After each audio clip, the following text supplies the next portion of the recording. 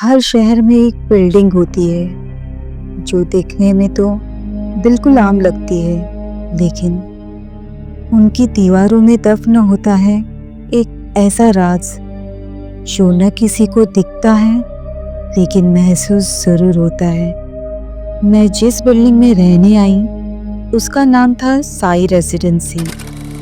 मुझे 13वीं मंजिल पर फ्लैट मिला, फ्लैट नंबर 1303। सुनने में ये थोड़ा अजीब लगा, लेकिन मैंने उस पर कभी ध्यान नहीं दिया। लेकिन उस फ्लैट नंबर 13 के बारे में लोग बात करना भी पसंद नहीं करते थे।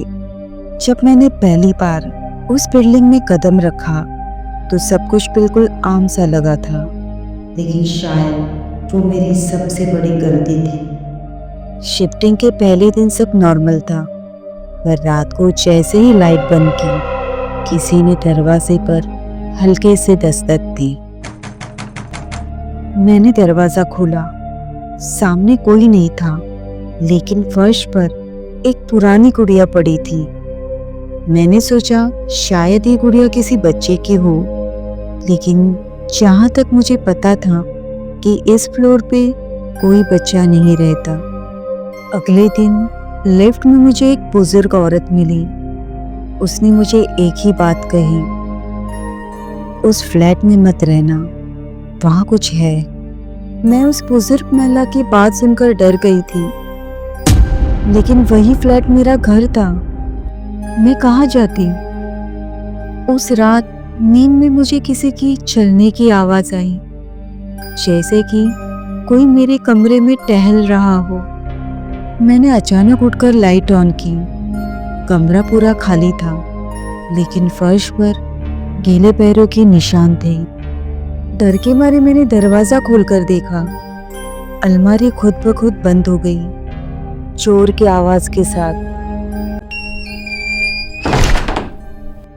मैंने सोचा कहीं कोई सपना तो नहीं, लेकिन सुबह तक मैं पूरी तरह कांप रही थी। एक रात जब बिजली चली गई और तभी मेरे फोन में किसी अनजान नंबर से वीडियो कॉल आया।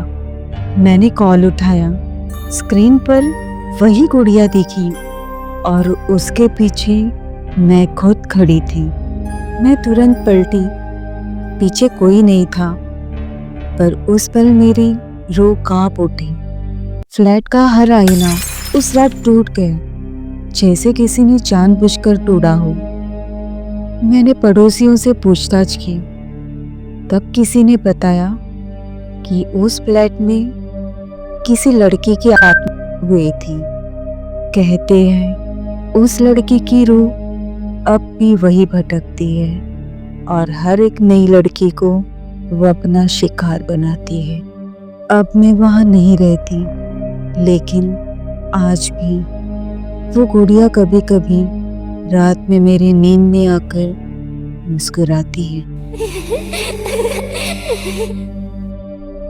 कभी उस फ्लैट में जाओ तो रूम नंबर 1303 के दरवाजे पर ध्यान से देखना, शायद वो अंदर से तुम्हें देख रही हो। हर नया घर एक नई शुरुआत नहीं होता।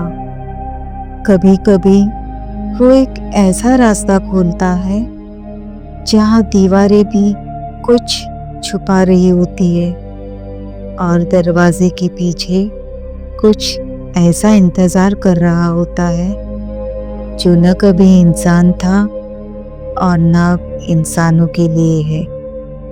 कुछ दिन पहले ही मैंने एक नया फ्लैट लिया, बिल्डिंग का फ्लैट नंबर 13। सुनसान सी मंजिल, और किसी ने बताया था कि उस फ्लोर पे कोई नहीं रहता। मुझे लगा शांति मिलेगी, पर मुझे ये नहीं पता था इस शांति के पीछे सन्नाटा भी है और वो खतरनाक होता है। पहली रात ही जब मैं बिस्तर पे सोने गई, खिड़की अपने आप खुल गई। ठंडी हवा नहीं, अंदर अजीब सी बदबू आई, सड़ी हुई नमी की तरह। मैंने जाकर खिड़की बंद कर दी, लेकिन जैसे किसी ने मेरा हाथ पकड़ लिया हो। दूसरी रात रसोई से बर्तनों की आवाज आई, जैसे कि कोई खाना बना रहा हो। मैंने जाकर देखा, पर रसोई खाली थी, लेकिन नीचे फर्श पर किसी के गीले पैरों के निशान थे। उसके बाद जब भी मैं आईना देखती, मेरा चेहरा थोड़ा देर से हिलता था, जैसे कोई और भी दिखता हो। मैंने नीचे सोसाइटी के वॉचमैन से पूछा, तो वो बोला, मैडम, उस फ्लैट में कोई नहीं रहता था 3 साल से।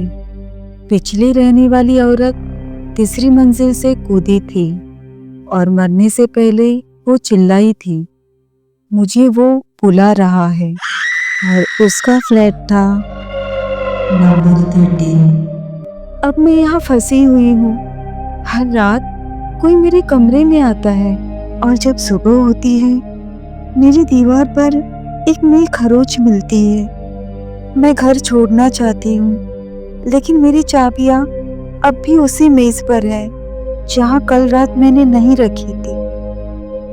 तुम अभी जा नहीं सकती। अगर ये मेरी आखिरी रिकॉर्डिंग हो तो सुन लो। फ्लैट नंबर 13 मत लेना, क्योंकि वो तुम्हें नहीं, वो तुम्हारे अंदर कुछ और घुसने देगा।